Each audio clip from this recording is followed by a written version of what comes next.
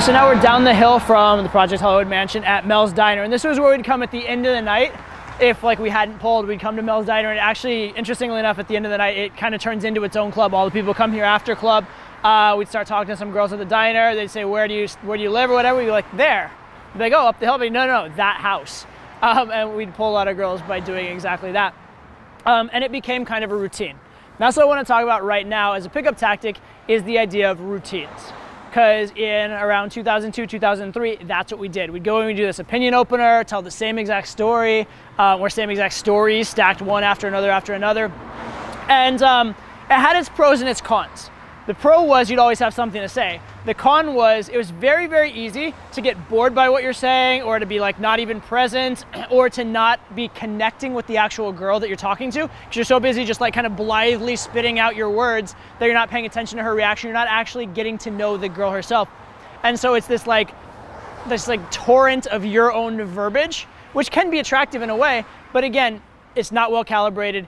And also the other thing that happened with routines, which is very insidious, is if you get a certain amount of success with routines, there's this idea that the routines were successful rather than you were successful. You start to attribute your success to, I had the right thing to say, or I was clever or witty, as opposed to thinking you fundamentally are enough, and that you just by being yourself can get attraction. And so that was very harmful for a lot of guys. And they get to this point where they're like, I ran out of things to say, I ran out of routines. At one point I even had a little cheat sheet, and if I ran out of routines, I'd go to the bathroom, I'd refer to the sheet for my next 3 or 4 stories in case I didn't know what to say.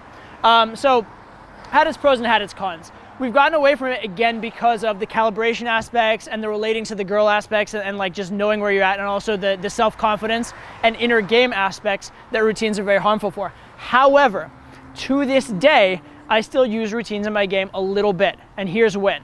So I go in, I just assume I'm amazing. I assume I'm the shit. She's supposed to like me because I'm the shit. However, if at any particular point it's not working, or I'm coming up upon maybe I can't sexualize the conversation, or I'm having trouble going for the kiss, there's a particular thing that would enhance the interaction that's not happening. For those specific instances, I have routines, or I have different things that I've done in the past that have worked. So instead of having to reinvent the wheel, I can fall back on something that I have trust in, have confidence on, etc. Okay, now I'm not making that my entire interaction. 95% is me being me and interacting. However, on those 5% sticking points, 5% things aren't going well in game, I'll use a routine or use something I've said or done before that I know works, because why wouldn't I? It'd be silly not to. And by the way, everybody does this. Even naturals tell the same stories over and over and over again, so it's totally fine. But the key is, don't rely on the routines. If you're not enough in game without the routines, don't use them yet. I think you should use them if and when you've gotten to a point where you're decent without them, but you can supercharge your game with them. If you're using them as a crutch because you can't game otherwise, that's when you're in big trouble, okay? So remember the things you did well. By all means, use them again. Use them again when it's applicable and when you find it fun and funny for your own enjoyment of the interaction and for a particular waypoint, not just blithely and not all the time. My best sets, even when I was doing routines, were the times when I went in with the routine and something changed and then I ended up genuinely interacting with the girl. So it's a good sort of training wheels to get you going, and it's good to get you through waypoints, but don't make it your whole game.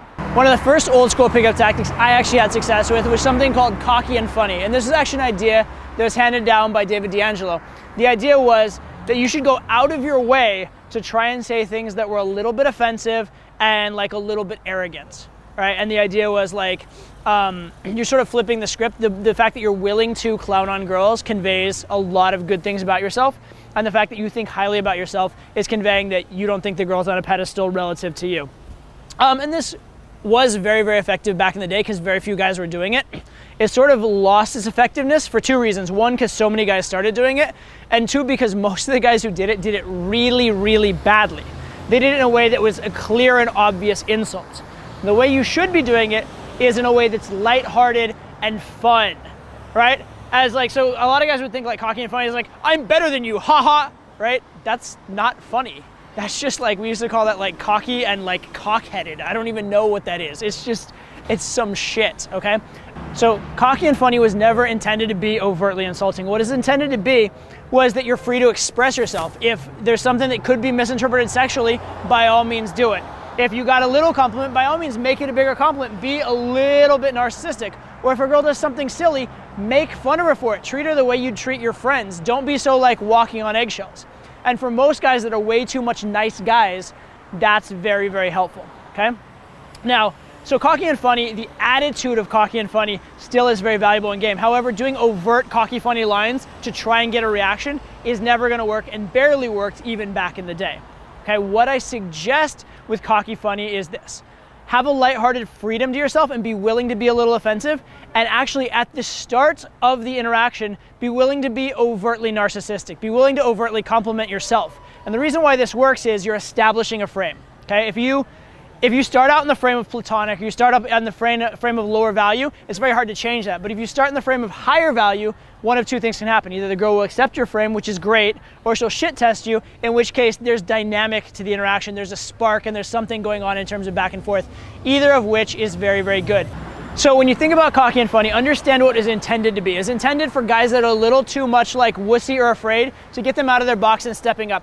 It's mainly an attitude. It's mainly the attitude of believing yourself, being willing to be a little narcissistic, not being afraid to offend. It's not being overtly insulting, and it's not trying for a reaction, because that never works. Probably the most well-known of the old school pickup tactics is peacocking, which is the idea of wearing one or two kind of outlandish over-the-top clothing items in order to get attention. For example, wearing a shiny jacket like this could be considered peacocking in a way. What we used to do back in the day though was way, way, way more than that. We do like eyeliner and paint our nails and like mesh shirts and like tons of accessories that made no sense. It was pretty outlandish and pretty over the top. And it definitely had its good and its bad elements. The good elements were it drew attention to you. So if you were doing cool things, you would that would all be enhanced and heightened because you would have the spotlight on you while doing cool things. Secondly, if a girl wanted to talk to you, it would give her a reason to do so. So that's very positive. Thirdly, the very fact that you can do something a little outlandish does convey a certain amount of confidence to a level. At least it conveys that you're not a completely unconfident wallflower. So those were the positives. And I certainly started when I did peacocking to get good responses with it, right? I'd start to get girls opening me, but there were also downsides. I'll tell you a story right now that kind of illustrates the pros and cons at the same time. So it was right when my game was starting to get good, I'd started doing some peacocking. I walked up to a group of girls, and because I was confident and opened well, but also because I was a little unusual, it got them engaged in asking me questions. I ended up singling out one of those girls. She became my first ever serious girlfriend. And that was all great. Except it got really, really awkward when I went to visit her family and I had to explain my clothing to them, because that was fucking weird. The other thing that was kind of bad, a couple of years later, was I was peacocking in a small town where people were like, everybody kind of like dressed the same and kind of looked the same, and I was the one outlandish one. And a certain bartender saw me talking to all his girls, not drinking, and drawing a lot of attention to myself, and he didn't particularly like that. So that wasn't so good either, because I wasn't overall positive for the environment from where he was coming from. So that attention you're drawing to yourself, if it's in a good way, it can be good. If it's in a bad way, not so much. Right, and that's the overall thing with peacocking, I think, is you do want to draw attention to yourself. It definitely helps. So peacocking has merit. But if the peacocking takes you out of the realm of what the girl considers normal, or what the environment or a bouncer considers normal, that's going to be more of a hindrance than a help. And remember that as your game gets good, most of the time your problem isn't going to be lack of value, it'll be lack of comfort. It'll be the fact that you need to figure out how to relate better with the girl. And peacocking, or extreme, strange peacocking, actually hurts you in that regard. So I do believe in dressing well. I do believe in drawing a little bit of attention to yourself, but not being so outlandish, right? So be impeccably well dressed, be noticed in a good way rather than being noticed just to be noticed. All right, so now that you've seen all those techniques, you've seen how they can be effective, I want to leave you with sort of two little technical tips and then a little personal message. Technical tips are these. First, do not start gaming the way we were gaming in 2002. That's crazy. We've come a long time since then. We found out a lot of things that don't work. So don't just start blindly following the past. However, second tip, don't throw out the past, okay? The stuff that worked then still works. Humans are essentially humans, women are essentially women, and the stuff that got attraction then still gets attraction now, and we've learned to hone it and do it even better since. The personal message, and this is maybe the most important part, is what I loved about the Project Hollywood days and the old school pickup days is there was this sort of air of experimentation. Everyone was trying anything. There was this idea, they said everything must be field tested. I mean, I field tested doing a somersault up to a girl, standing up and opening her, which is retarded, but we field tested it. okay? We were always trying new things, we were always experimenting, always trying to optimize every little bit, and nothing was too crazy, right? And now I feel like a lot of guys have this attitude of like, well, everything's been discovered in pickup, there's nothing left to learn. The moment you think that is the moment you've stagnated in game, you're not gonna get any better. I mean, I even try and capture this in my current teaching. In Valentine University, I have a segment called like Pickup Lab, where I'm like, this is the crazy new shit that I'm doing, whether it's gonna work or not, this is what I'm trying. And I want you to have that same attitude too, which is I will try anything, I will field test anything. It's all about making progress. Because maybe 10 out of 11 ideas don't work, but that 11th idea is brilliant and takes your game to the next level.